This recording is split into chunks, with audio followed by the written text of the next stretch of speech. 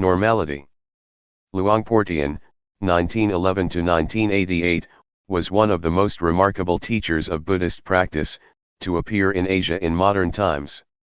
His teaching issued very directly from his own experience, intensely personal and original. Not a scholar nor academic, but a simple man who spoke very frankly about his experiences.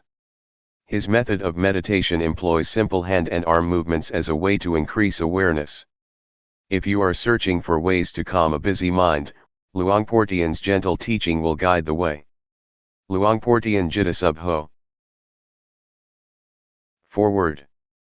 The way Luangpor Teean teaches differs somewhat from other teachings because he speaks directly from his experiences. Luangpor Teean couldn't read or write, nor speak Central Thai, only the Lao dialect, until 12 or 13 years before he died. Because of this lack of academic knowledge, his words don't always correspond to the accepted interpretations of those words. One who is attached to conservative explanations will find this unacceptable, but someone with an open mind, concerned about what is behind the words, can step over rigid views about what things mean. For example, the four chanas are explained in terms of the four stages of enlightenment, and seeing the Tathagata, as seeing oneself. Some of these points could be seen as ready-wit, Bali, Patipana, and at the same time, their meaning recognized. Other things need a mature attitude of not fussing about definitions, but sincerely opening up to what Luangpor is trying to convey. It is unlikely that it will escape the reader's attention that Luangpor Teean was a simple man, who spoke very frankly about his experiences, and the reason he did so seems rather obvious. With confidence one is liable to open up the mind more and come closer to what Luangpor is pointing to. To have an open mind is exactly what awareness is about, to receive anything that appears or occurs in the present, whether it is a sensation due to movements, breathing, the eyes blinking, the knee resting on the floor, a breeze touching the skin, or even sound and visual phenomena. We hear and see them in the present, don't we? As long as the mind doesn't proliferate, all of this can be used as more objects of awareness. They are not obstacles. That's a different attitude than training in concentration, where the mind is narrowed down to one point. But samadhi is the establishing of the mind, and we can establish the mind in awareness every second of the day because movements, as well as this practice, are natural. The translator. Walking the path. Taking a shortcut.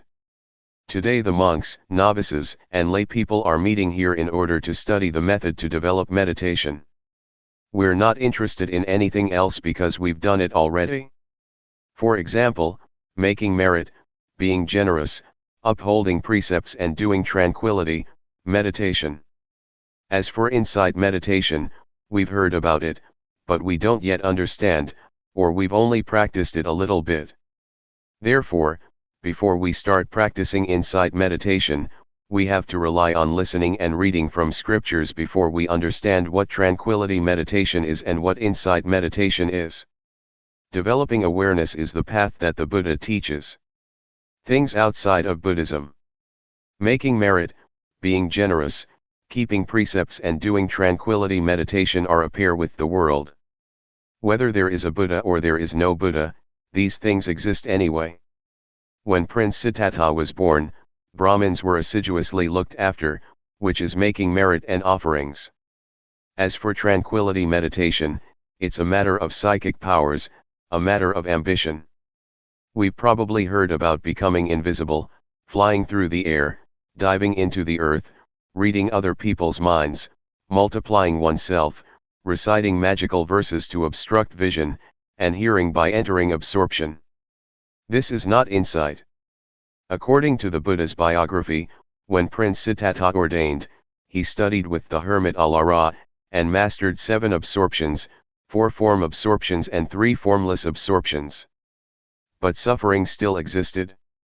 That is to say, there was still greed, hatred, and delusion. He was not satisfied with this and so studied with the last teacher, the hermit Utthaga, until he mastered the 8 absorptions, 4 form absorptions and 4 formless absorptions. The hermit said, "That's as much as I know." But the prince was still not satisfied because there was still greed, hatred, and delusion. He wasn't liberated from suffering yet. This shows that tranquility is not able to put an end to suffering.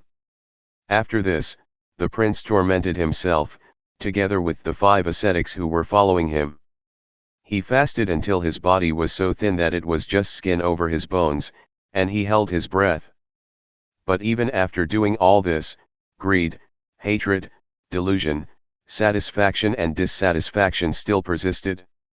There were still defilements. Things inside Buddhism. So the prince gave up those methods and started to eat fruit. Because of this, the 5 disciples avoided and eventually left him, so he practiced by himself. Having eaten some rice offered by Miss Suchata, his body recovered strength. He reflected on the various methods that he had been practicing but which were not capable of shaking off the defilements. He still had troubles and suffering. So the prince turned around and looked at his mind and was, at last, successful. He attained Anuttara Sammasambodhiyana and became the fully enlightened Buddha. He was able to conquer all the defilements and to extinguish suffering, leaving only coolness. His body was back to normal and his mind was free of suffering at last. He lived with and enjoyed the happiness of awareness and wisdom. Having attained this, the Buddha shrank back from teaching, reflecting that this practice was profound, and it would be hard to understand. So it can be taken that mind development is something difficult to do, and that this is what Buddhist teaching is about. As for making merit, being generous, keeping precepts, and doing tranquility meditation, it is not the teaching of the Buddha, but a teaching of teachers at large. Teachings outside of Buddhism. There were many sects in India. Some sects taught to lie roasting on fire so that defilements would dry up, some taught to lie on thorns to endure through the pain and torment that resulted from that, in order to get rid of defilements. Some sects ought to give up everything including clothes, a practice known as naked asceticism, so as to induce the feeling that there is no self, no shame. It was believed that defilements would be dissolved that way. Altogether, there were many sects, but none of them could eliminate the defilements. This matter can easily be proven, as it is said that lying roasting on fire and drinking hot water will result in the heat burning off the defilements. In the old days, in the villages, when a woman gave birth, she would be laid down roasting above a fire and given hot water to drink. But the woman would still have defilements, showing that this sect did not achieve results. As for the sect that would have its followers give up everything and go naked, just look at a baby not wearing clothes. It still has moods and feelings. As soon as someone talks nicely, it laughs. And when someone scolds, it cries, whether naked or clothed. This shows that defilements are not in the body, they are in the mind. Therefore, to practice Dhamma we have to practice at the mind. I will tell you so you'll understand, because I have been doing this, repeating a mantra such as Bhud, though, Samat Arahant, rising falling, counting, 1, 2, 3. With these methods, one has to sit with the eyes closed and repeat a word while watching the breath, for example, saying Bhud, with the in-breath, and though, with the out-breath. I've done quite a lot of this, but there was still satisfaction and dissatisfaction, greed, hatred, and delusion didn't diminish. This kind of practice is called tranquility meditation. Tranquility meditation is not more than a means to make the mind peaceful, but it is peace under the influence of delusion. It's just like putting a rock on top of grass. As long as the rock is on top of the grass can't grow, but when the rock is removed, the grass grows just as before, or maybe even more vigorously than before. It is true that there is no lopa, dosa, and moha when we're sitting alone, with the eyes closed, but as soon as we go back into society, like and dislike are born again. This is how it is. Going off to stay in a cave in a forest or the mountains cannot extinguish suffering, just because of going to stay there. At first, I did it like that also. The teachings inside Buddhism. The word Vipassana translates as realizing and truly seeing. Seeing what? Seeing impermanence, instability, and non-selfhood. When having insight, one views things differently than before. It is a transcendency. When we don't yet see clearly nor truly know, then acting, speaking, and thinking are as before. It is not yet Vipassana. But when we feel differently than before, that is, greed, hatred and delusion decrease, it can be called Vipassana. A handful of leaves, awareness. To practice insight meditation, the Buddha teaches us to develop 4 foundations of awareness, namely 1. Gayanupassana Satipatthana, that is, to meditate on the body, in the body, and see according to actuality, that this body is only just a body, it's not a being, an individual, nor a self. It is neither me nor it. 2. Vedananupassana Satipatthana, to meditate on the feelings, and see according to actuality, that these feelings are only just feelings, they are not a being, an individual, nor a self. They are neither me nor them. 3. Jittanupassana Satipatthana, to meditate on the mind, in the mind, and see according to actuality, that this mind is only just mind, it is not a being, an individual, nor a self. It is neither me nor it. 4. Dhammanupassana Satipatthana, to meditate on the mental objects, in the mental objects, and see according to actuality, that these mental objects are only just mental objects. They are not a being, an individual, nor a self. They are neither me nor them. The teachings of the Buddha are many, I'm not able to describe all of it. We probably heard that at one time our Buddha was walking with a number of monks in the forest. Seeing fallen leaves scattered around, the Buddha picked up a handful of leaves and asked those bhikkhus, monks, which is more, the leaves in my hand or all the leaves in the forest? The bhikkhus answered, the leaves in the forest are more than those in your hand, so much so that they cannot be compared. The Buddha then taught that the knowledge and understanding that the Buddha had studied was comparable to the leaves in the forest, and the knowledge that he taught us was comparable to a handful of leaves. The leaves in the forest stand for making merit, generosity, keeping precepts, and developing tranquility meditation, and the handful of leaves for insight meditation. However, to do Vipassana we have to study through listening and reading at first, before we start practicing. Otherwise we'll waste a lot of time gathering all the leaves in the forest. The practice of Vipassana that the Buddha teaches, though developing the 4 Satipatthana, means learning to be aware. The Buddha said that there are 2 things that are of great assistance, namely, first, sati, to recollect or not forget that there is the body, that there are movements, that there are feelings, that there is mind or that there are mental objects. Before doing or thinking anything, know it with awareness. And second, sampajanya, to realize, the moment we're thinking something, to realize it fully. Sati sampajanya, when using ordinary language, just means to wake up, to awaken, to feel oneself all the time.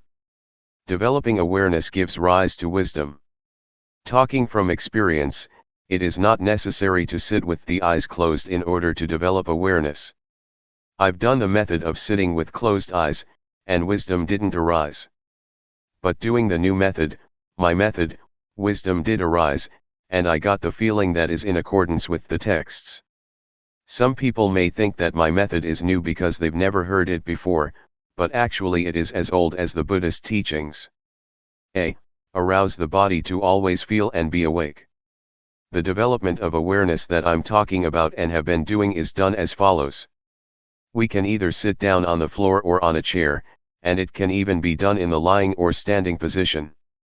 Catch with your awareness the movements of the hands, Turn the hand up, turn the hand down, raise the hand, lower the hand. Be aware of each posture. Do this often. This is the coarse way of developing awareness. Simply speaking, walking, or lying down, or whatever you may be doing, know it. Everyone can do this method, no matter what religion one believed in. It can be practiced by all. People of all nationalities can do it because everyone has a body and mind. All religions teach the same thing, to abandon what is bad and to do what is good. B. Arouse the mind to always feel and be awake.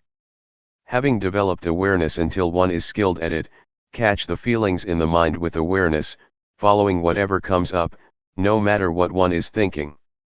Know and see it. Keep watching your own thoughts continuously. Regardless of what you're doing, look at your own mind all the time, no matter what it is that you are doing, reading a book, writing, digging, cutting grass or bathing. Keep watch over your own mind all the time.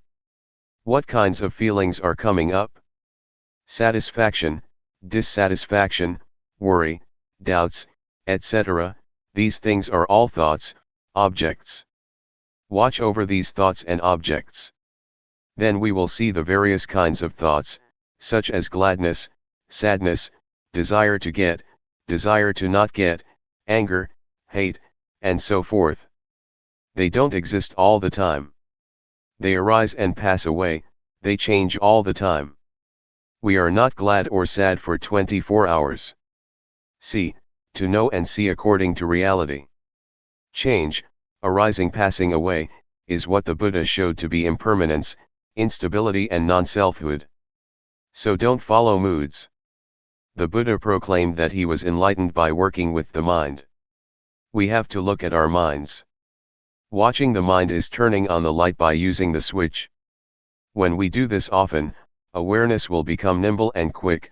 Awareness will intercept greed, hatred, and delusion and prevent it from arising. Awareness and concentration are together. As for wisdom, it means knowing and seeing clearly. In Pali, it says Nati Panyasama, meaning there is nothing as bright as wisdom. And Sathi they sung Navaranung, meaning awareness is that which prevents the stream of defilements. There isn't anything that is fast enough to hold back the stream, other than Sathi. It is this awareness and wisdom, that come and contact, know, see, and stop it, not letting us become deluded. This is because Sathi, Samadhi, Panya, is opposite to dosa, moha, lopa. If we don't see, know, and understand, there is full greed, hatred, and delusion. It is comparable to nighttime, when it's dark. As soon as we light a candle there is light and the darkness disappears, because darkness is afraid of light. As soon as the candle goes out, the darkness immediately comes back. D. Peace as result. That I'm giving some reflections and explaining, this shortcut method of practice is in order for you all to take it, and practice with it, so that you get quick results and don't have to waste time. This method can be used in daily life. There is no need to stop working in order to practice. Some people have practiced a bit already, and some people have only just heard it. Some people who have never heard it might feel displeased. If that's how you feel, then discard that feeling first, the knowledge that you have learned before. Put it down for now and test out what I'm saying, try it out and you will know what the results that arise are like. I dare to guarantee that, this method is at least 80% right according to what the Buddha teaches. Talking according to just my own personal feeling, it is 100% right, because having practiced it, I know that it alleviates greed, hatred, and delusion. When those things diminish, peace arises instead. E. Full awareness as result. I'd like to give another example. Take a glass. We can see that there is air in the glass. When we pour water into it, the air goes out and the water is in it instead. Then, when we pour the water out, the air goes back in and replaces the water. This compares with our turning up the hand. We know, we have awareness, Sathi comes to replace not knowing, delusion. Not knowing goes out of our minds. Do it often. Catch the feeling often, in all postures. Sati will increase, and delusion, not knowing, will decrease just as the water replaces air in the glass. Maybe some of you have heard about, or have been taught, to make merit, for example by building a ceremonial hall or temple, and you get merit for this or that many eons.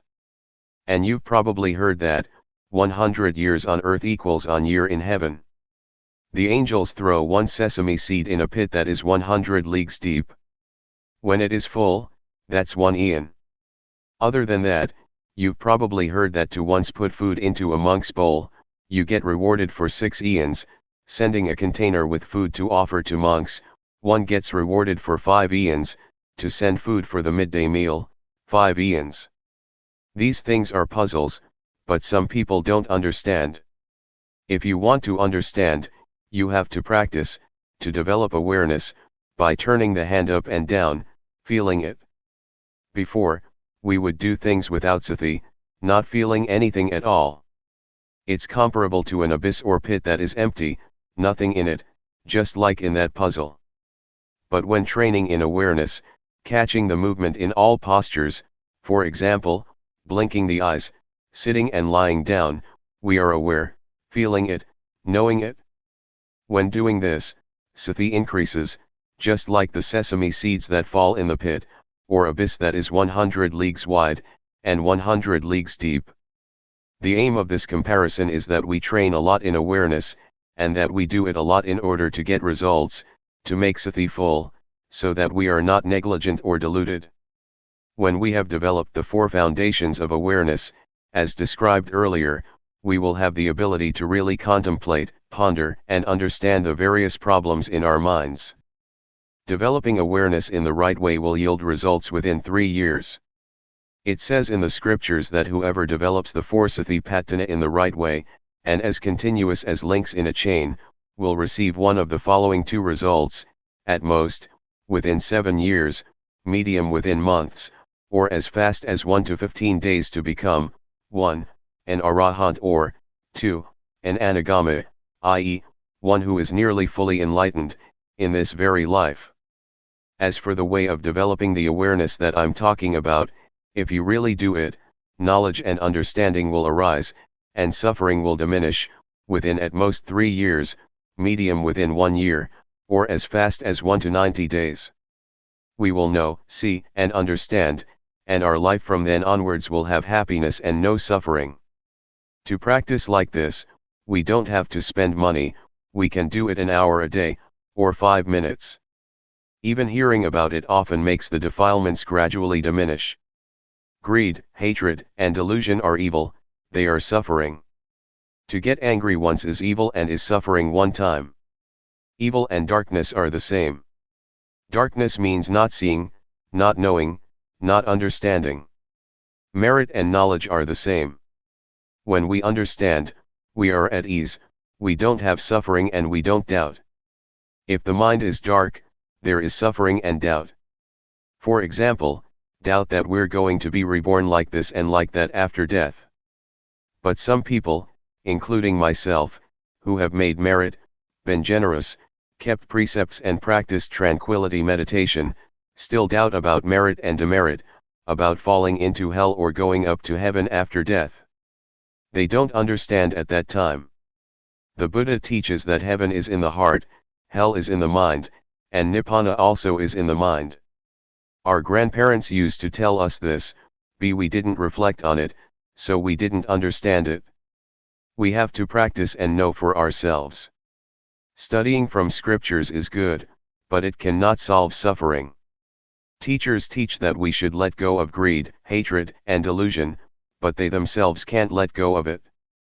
Teaching others is easy, but teaching oneself is hard. But this method of mine is not difficult. You don't have to study or learn anything. Being able to read and write or not is of no importance. Everyone can practice, men as well as women, ordained or not ordained. We can all practice.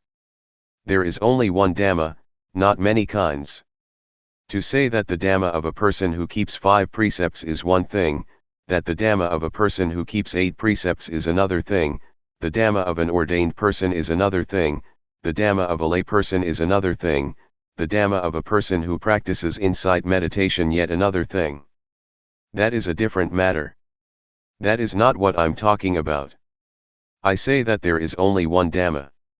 Dhamma is to finish lopa, dosa, and moha. Doing this is what virtue and Dhamma are. It says in the scriptures that virtue is the means to eliminate coarse defilements, concentration is the means to eliminate medium defilements, and wisdom is the means to eliminate subtle defilements. But can we really eliminate them? No. Why not? Because we don't do it properly. The word defilement stands for greed, hatred, and delusion, but most of us understand it only as materialistic, that having money, a big house and a smart car is defilement. But in reality, those things are not defilements. They are just things that come from being diligent and knowing how to work, and from knowing how to save and accumulate things. But the defilements that I'm talking about are greed, hatred, delusion, and sorrow. These defilements are not afraid of anyone, not of rich people, not of influential people, not even of monks ordained for a long time, with a title, are they afraid? They enter into everyone's mind. On speaking in another way, we could say that the defilements slap everyone's face. A wealthy person, on being told off a bit, is displeased. This shows that the defilements slap him or her in the face. Or when someone praises him or her, satisfaction arises. This is the defilements slapping his or her face. These defilements are not afraid of anyone at all. They are only afraid of those who are disciples of the Buddha.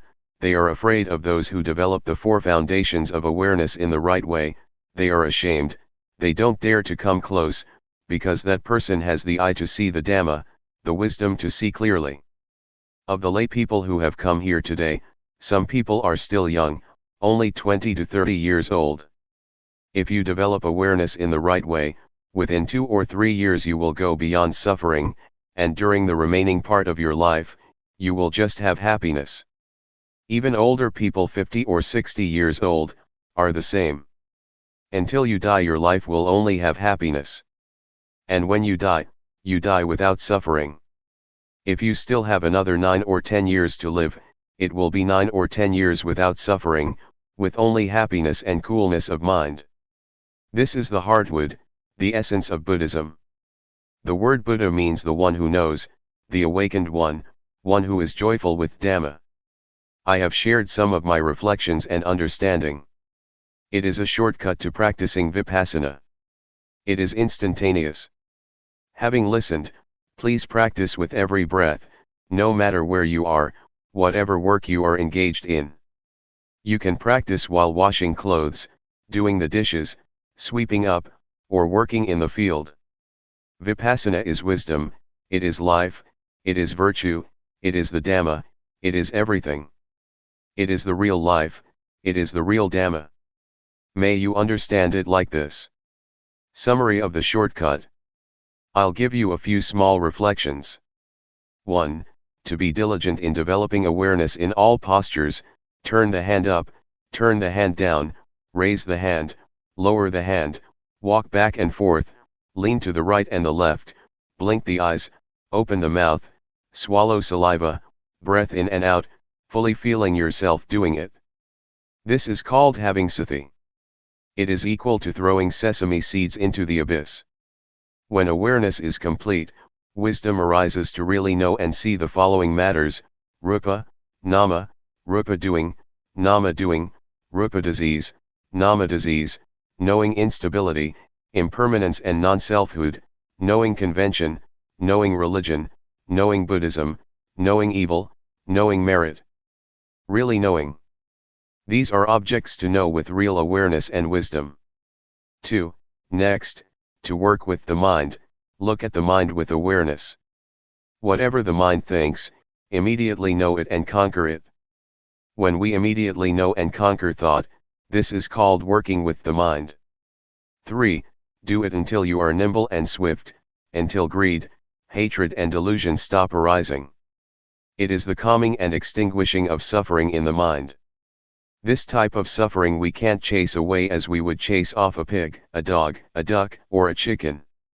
We must depend on the development of awareness, and see our minds in order to deal with these types of defilements.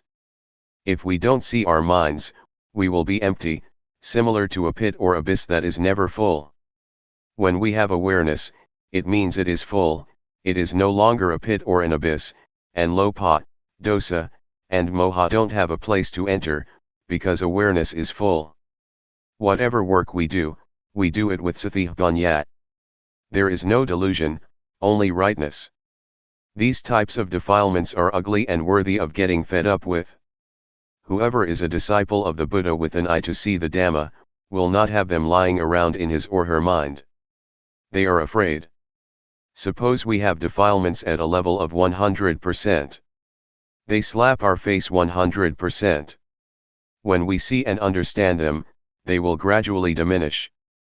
Then, when we try to become familiar with looking at our minds, the defilements will diminish increasingly, step by step. When it reaches 100%, we're rid of suffering. What is left is 100% happiness. Therefore, may you all try to practice and reach the real peace and happiness. The path of peace. May you all listen well, this time, so that sathibhanya springs up. Knowing suffering. Something we have in common is that we don't want suffering, we hate it. Then how does suffering arise? Suffering arises because we don't know. Suffering doesn't exist within us, and it doesn't arise all the time. What really exists for sure is normality. By nature, the mind of each person is in a state of normality. As we're working, if we do it with delusion, it is called suffering. Most people have suffering while working because they don't see suffering. People who go and see movies and shows do so because suffering leads them. This is due to our not watching minds. The moment we want to go and watch a movie, a thought flashes up that we want to watch a movie. We're not thinking it all day long. When the thought comes up, we don't see the thought. We only just know the thought, and we act, following the thought. This is called suffering. People who smoke are the same. Sometimes they don't even think to smoke but simply follow their moods. They take a cigarette to smoke because they think it is happiness, but actually it is suffering that compels them to do it. Suffering stinks. As to this word suffering, the Buddha sometimes calls it suffering, sometimes defilement, sometimes stench. When talking about suffering or defilements, one notes that it has an ugly smell to it, according to Buddhism. Suffering is something dirty and it stinks, nobody wants it. As soon as the body dies, it starts to rot and stink. But we can still wash and clean it. Excrement is something that stinks, and we detest it. Nobody wants to touch or grab hold of it. But even with such stinking things, the Buddha said, they don't stink all that much, they can still be touched and washed. But the stinking things to which the Buddha is referring are really stinky. They are greed, hatred, and delusion, concealed in our minds, ready to bubble up. The Buddha condemns this emphatically. If anyone's mind still has greed, hatred, and delusion, the Buddha says that it stinks more than excrement. As soon as the mind thinks something in a flash, a person who doesn't know, doesn't see, and doesn't understand becomes deluded immediately. This arising is called by the Buddha, a stain. The word stain means delusion. Even though we've never known, seen, or watched our minds, we still say that we see. But in reality it is not seeing, it is only just knowing thought, and then we act according to the thought. When we say to see, it should mean that we see defilements. That is, we see that either there is greed, hatred, or delusion mixed up in thought, or there is not. To see like this, we have to practice Dhamma first. Practicing Dhamma. Vipassana. In practicing Dhamma, even though one may practice various methods for a long time, if one doesn't perceive that point where the mind is manifesting, one still doesn't understand. One still doesn't understand the main principle of practice according to the teachings of the Buddha. The Buddha said that he was enlightened because he worked with the mind, practiced with the mind. but most of us just make merit and give offerings in order to chase off suffering. We haven't yet practiced by following the Buddha style. The Buddha once taught that the results of making merit 100 or 1,000 times are less than is gained by keeping the precepts even once. The results of keeping precepts 100 or 1,000 times are less than making the mind peaceful through practicing tranquility meditation once, and the results of making the mind peaceful through practicing tranquility meditation 100 or 1,000 times are less than practicing insight meditation once. What does insight mean? Insight means to clearly and truly see in a way that is different from one's original way of seeing. Different because the original way of seeing is a state that doesn't know, see, and understand clearly. Briefly stated, the mind is muddled up. Doing Vipassana means to be aware. Being aware is very fruitful. The Buddha practiced Dhamma through being aware, and so became enlightened. Peace. Most of us understand that in order to be an arahant, we have to do tranquility meditation and make the mind peaceful. In reality, there are two kinds of peace, namely, peace that is like being inside a cave, and peace that is like being outside a cave. Peace inside a cave means it is just as though we're in a cave or we're in a dark room. When we light a fire, the darkness disappears and light come to take its place, but as soon as the fire goes out, the darkness come back again. Even when we've made a fire and there's light, we're still in the cave and we still can't see the shape of the cave. We only just see certain things inside the cave. Peace inside a cave is therefore called peace under the influence of moha, a not knowing kind of peace, or even a not wanting to know kind of peace. That some people go and sit to make their minds peaceful, understanding that they're developing insight, this is so, but it's a diluted kind of truth. As for peace outside a cave, it's just like being outside a cave, but it's not dark. There's no need to make a fire, and we're able to know and see what the shape of the cave is like. This may be likened to peace that is without delusion, i.e., peace due to the absence of defilements. There is no lopa, dosa, or moha. In order to achieve this kind of peace, we have to realize and truly see first. Seeing truly and clearly is called insight. Insight is to realize and truly see according to reality. Peace outside the cave is therefore called a knowing kind of peace. One is peaceful because one knows. I want to shake up and warn all of you that developing insight has many obstacles. If we don't know, we'll go wrong, but when we see, know, and understand, we can solve the problems. The first obstacle. The first obstacle in developing Vipassana can appear when we make movements with the body, and Sati is aware of it. Wisdom arises in the mind that knows reality as it really is. That is, it knows rupa, nama, it knows instability, impermanence and non-selfhood, it knows convention, it knows religion, knows Buddhism, knows evil and knows merit. This is wisdom knowing through Vipassana. But it's only just the outer bark of Vipassana, still not able to deal with suffering. It is just knowing in knowing, it is knowing through thought, knowing the scriptures. It is defilement due to Vipassana. The obstacle is that when this kind of knowledge arises, we get buried in it, a kind of knowledge that is still similar to being inside a cave. Therefore, next we must try and find a method to get out of the cave, to pull ourselves out of that knowledge, gradually, by watching our thoughts.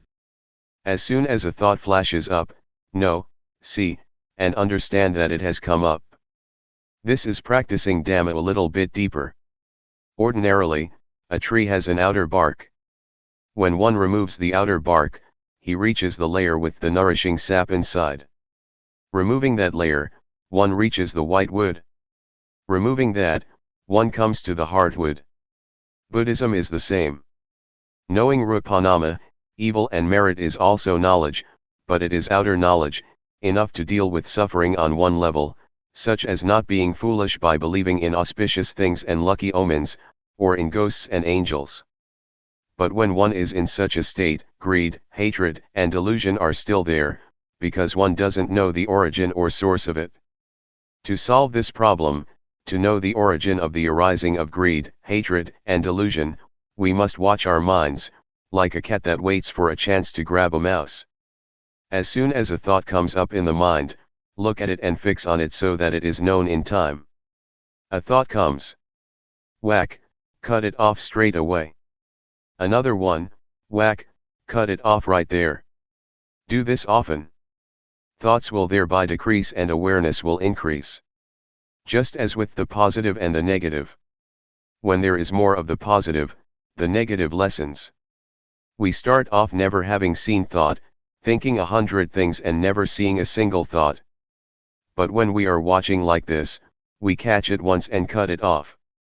The remaining thoughts are less than 100 now and will steadily decrease step by step, as long as we keep at it.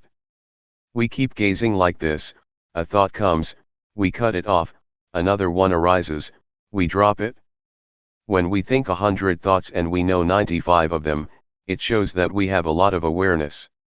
Just 5 thoughts left that we can't keep up with. Right here is where we have to put forth effort, watch thought but don't be caught up in the thought.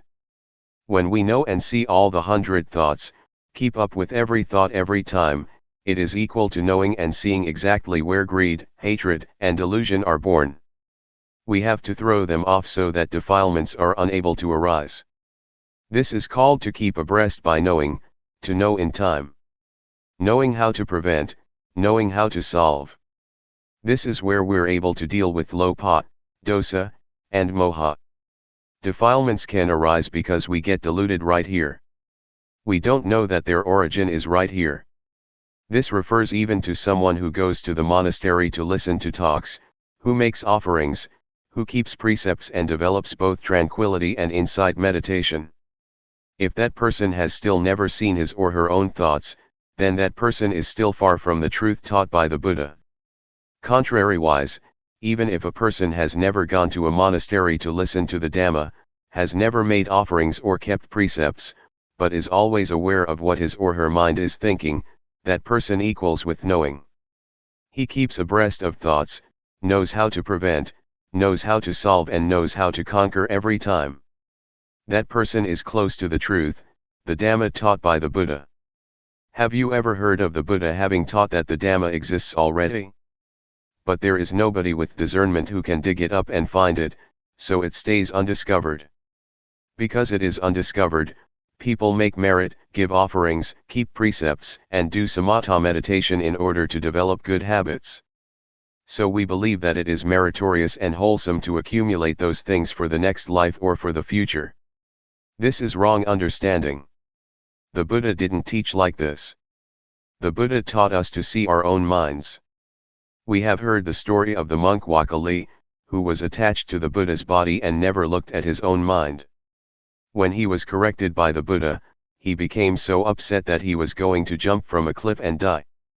The Buddha stopped him and taught him that it is difficult to get born as a human being. And it's very rare for a human being to have an opportunity to listen to the Dhamma from a noble person. The Buddha said further that his body was just material. After his death it would rot and stink. That is not the Buddha. The real Buddha can be found within the monk Wakali. It is the Dhamma that is present in all people, that is, cleanliness, brightness and peace, which is the Buddha. The Buddha proclaimed, "Whoever sees the Dhamma, sees me.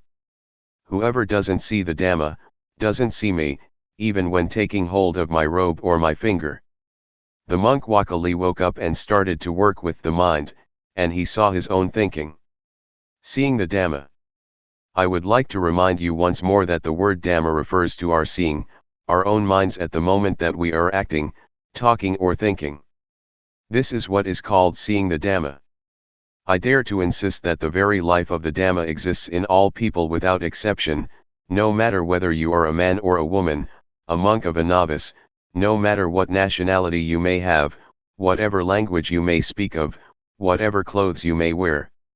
It's all the same. The Dhamma is the actions of body, speech, and mind. Actions of the body other people can see, actions of speech others can hear, but actions of the mind others are not able to see. You can only see them yourself. For this reason, the monk Wakali felt at ease viewing it like this.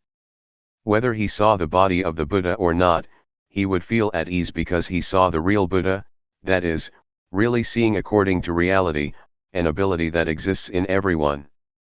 The Buddha once described seeing in this way, with flowers, black, red, white, or whatever color, they are all ready to bloom when touched by sunshine. That I'm giving you these reflections right now is the same. Anyone can apply them in daily life, whether man or woman, whatever clothes he or she may be wearing, whatever religion is upheld. It can be used by everyone in the same way, because we all have a body and mind. When one sees one's own mind at the moment that it thinks, this indicates that one sees one's own mind at the origin or source of thought. The Buddha points to thought, which must be watched with awareness, as one must not get caught up in the thoughts. Whoever sees this, he or she is called by the Buddha a flower that is ready to bloom when the sun shines. The word sunshine refers to the teachings of the Buddha that direct us to practice with the mind. Whatever work you do, control your thoughts with awareness. Some people don't do it yet, because they're not interested. But when we are interested, when we are suffering, we must be ready to do it. There are 84,000 teachings in Buddhism.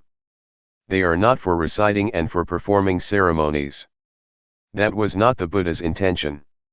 The Buddha's teachings have nothing at all to do with superstition. They are to be practiced only in order to solve the suffering of the mind. Some people might agree that without ceremonies and rituals Buddhism can't extinguish suffering. This fails to understand the meaning in the right way. We've heard that in the time of the Buddha, when he would expound the Dhamma to people, there were many people, who would open the eye to see the Dhamma and enter the stream of Nibbana, from the first stage of enlightenment upwards by the time the discourse was finished. They didn't have to perform rites and rituals other than working with the mind, as the Buddha indicated. Wherever we explain the Dhamma, if we don't make this point, our words are a stain. Why are they a stain? They are a stain because we don't indicate the way that people who are interested in the Dhamma must practice, in order to free oneself from suffering and defilements. And they are a stain because we thereby abandon these effective teachings. Therefore, may you all try to understand this point without fail. If we don't practice according to this important teaching, then we fail to understand the teaching of the Buddha. The second obstacle. The second obstacle in developing insight is that when we begin to understand and see this point, we are able to destroy greed, hatred, and delusion to some extent, but at the same time, joy is lying concealed within it. The Buddha says this is still not right. Joy is darkness, but it is white darkness.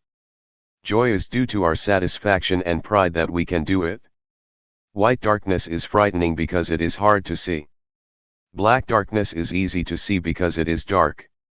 Being caught up in joy is to see wrong as right, because as soon as we can destroy some defilements, we don't watch at the point where the defilements are destroyed, but we get sucked into the point where joy arises. Therefore joy is an obstacle in attaining higher stages to Nibbana.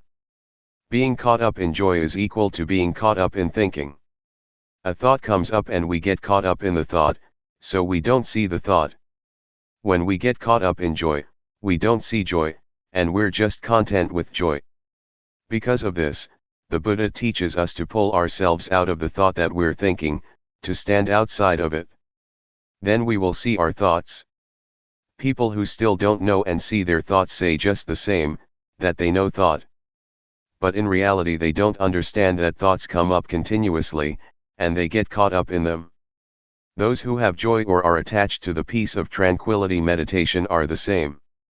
They are caught up in peacefulness, don't know that peace is delusion, and thus get caught up in peace. It is comparable to someone who doesn't know how to turn on the light. He or she turns the light bulb. No light appears.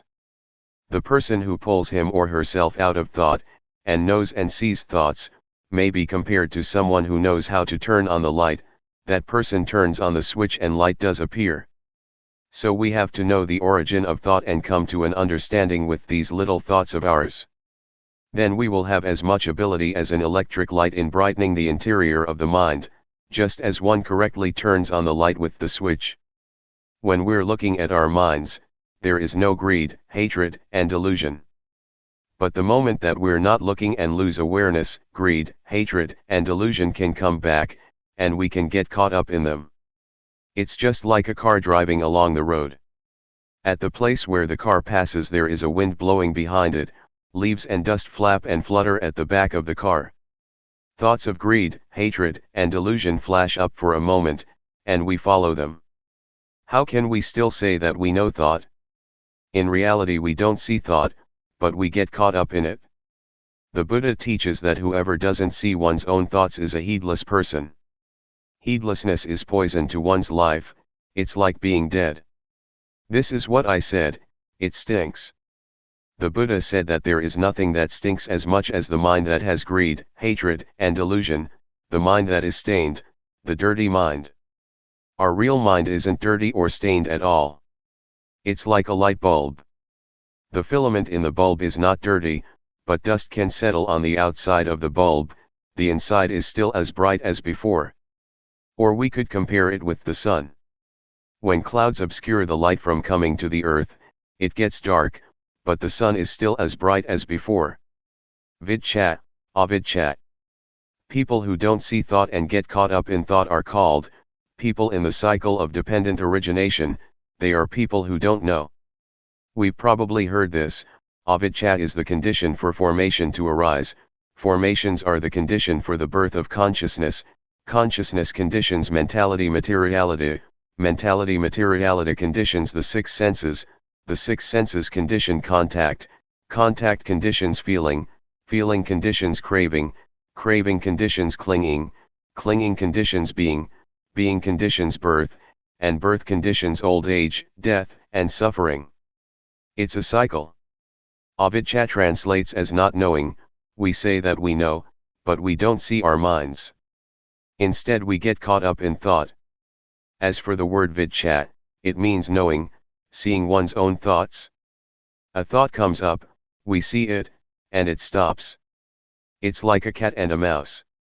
If we don't have a cat at home, the mice are not afraid, but when we have a cat, it will catch the mice as soon as they show their faces. The mice die of shock when they get caught. They can die even though the cat doesn't bite. They have such shock, never been caught by a cat before. This is similar to our fixing on thoughts in our minds.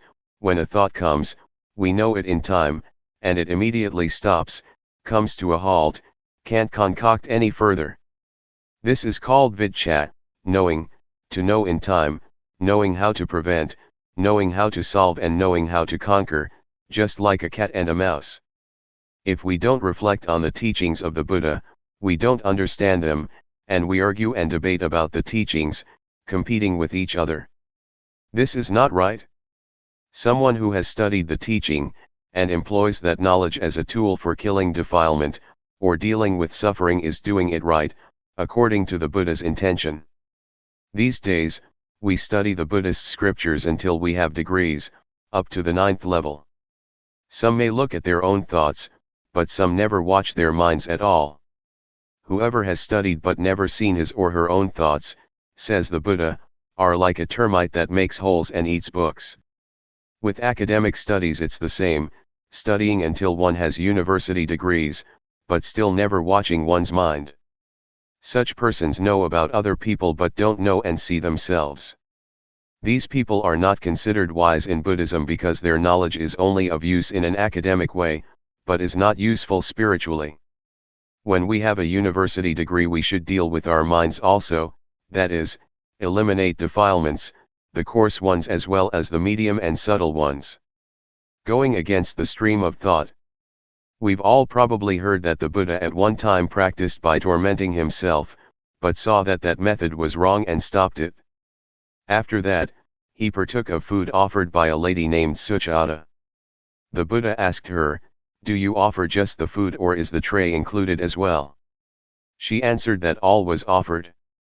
Having finished the meal, the Buddha took the tray to the bank of the river and made the following resolution: if he would be enlightened, may the tray placed on the water flow against the current. This is not a true story, it's an illustration and has meaning on the level of the mind. The tray is the mind, the water represents the defilements, and the Buddha working with the mind is the action of going against the stream. The Buddha didn't let his mind follow the defilements. The current of the water is the current of thought. Following defilements is easy, everyone is doing it already, and so we have suffering. The Buddha practiced going against the stream of defilements for the extinguishing of suffering by watching the mind, seeing his own mind thinking. As soon as a thought would come up and there was desire to follow what the eye saw, the ear heard, the nose smelled, the tongue tasted, or the body felt, the Buddha saw those thoughts as defilements. He practiced going against the current of thought, not following the thoughts, which want things. Practicing like this, knowledge arose in him and he was enlightened. The thing that the Buddha points out to us to practice is to know thought with awareness, looking at our own minds. Whatever thought comes up, we should know and understand it, so that the thought does not proliferate further. When thought flashes up, we watch it with awareness, and the thought stops by itself. In practicing Dhamma, the thing to be careful about is the knowledge that knows things outside of ourselves. This kind of knowledge is defilement due to Vipassana. When we have such knowledge, it gives rise to gladness and joy. Joy is called white darkness. It is wrong knowing. Don't get attached to joy. Continuing the practice to the end, until we clearly see our thoughts, their origin, and their source, we come at last to the state of arising, passing. It is a break-off, a final exhaustion. I've compared it many times with a rope, tightly tied on both sides and being cut in the middle with a knife. The rope breaks, one cannot pull it together again, that is, one can't use it anymore. The 12 senses are similar, on seeing a form with the eye, on hearing a sound with the ear, etc., let there only just be seeing and hearing and so on. Don't concoct it into beautiful or ugly, good or bad, pleasing or displeasing sound, the sound of a woman, the sound of a man, etc. Just simply see or hear neutrally. But these are still mere words. In practice, we have to look and see and break them apart. When they are broken, there is not more concocting, the senses are not able to reach each other anymore. Cleanliness, brightness, and peace. Our minds are already clean, bright and peaceful. Clean means not dirty, because there are no defilements. Bright means there is wisdom, seeing our minds, or life. Peaceful means having stopped, there is no longer anything further to add. Summary. At this point, I'll summarize the principles of practice. First, the first stage is to catch the movements of the body in all the postures. When we can catch them, we will know the convention that we can see with our eyes and touch with our hands. This is objective, external. Second, having practiced the first stage, a little bit of knowledge arises, it is called defilements due to Vipassana. It is important to avoid this, not being too glad with the knowing, and continuing to watch the mind. When we see, know, and understand our minds penetratingly, greed, hatred and delusion will be destroyed to some extent. Third, when greed, hatred, and delusion have gone down a bit, we'll feel joyfulness. When joy arises, fix on it, but don't be caught up in joy. We have to pull ourselves out of it. Keep watching the mind. At this stage, wisdom knowledge will appear that destroys or diminishes clinging and grasping. Fourth, when attachment has decreased, one will see, know, and understand normality. The body is normal, speech is normal and the mind is normal. This normality is called virtue concentration wisdom.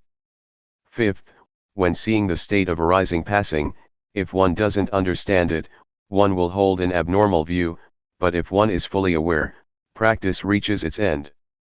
Therefore, I encourage you to try to practice until you meet with your own thoughts and are able to pull yourself out of them. Stages of practice. Determine to listen well, all lay people and monastic friends. When you determine to pay attention, you'll be able to remember. It is called knowing through memory and comprehension. From that, we study or practice to realize and truly know, or we have knowledge coming from our own vision and experience.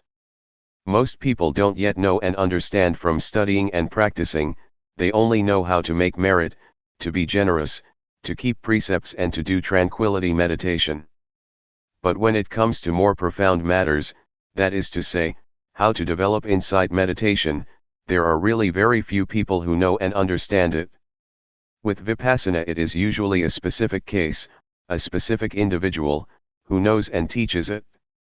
Because of this, people are lazy and don't want to practice. As far as practice goes, they only know tranquility meditation, which they think is the same as doing Vipassana. This is because they still don't realize and really know. Their knowledge comes only through memory and comprehension.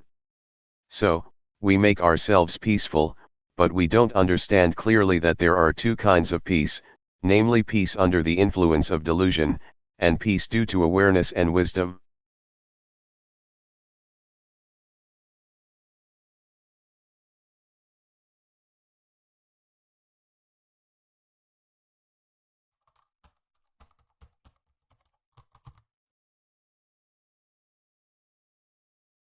May all beings be at ease, whatever living beings there may be,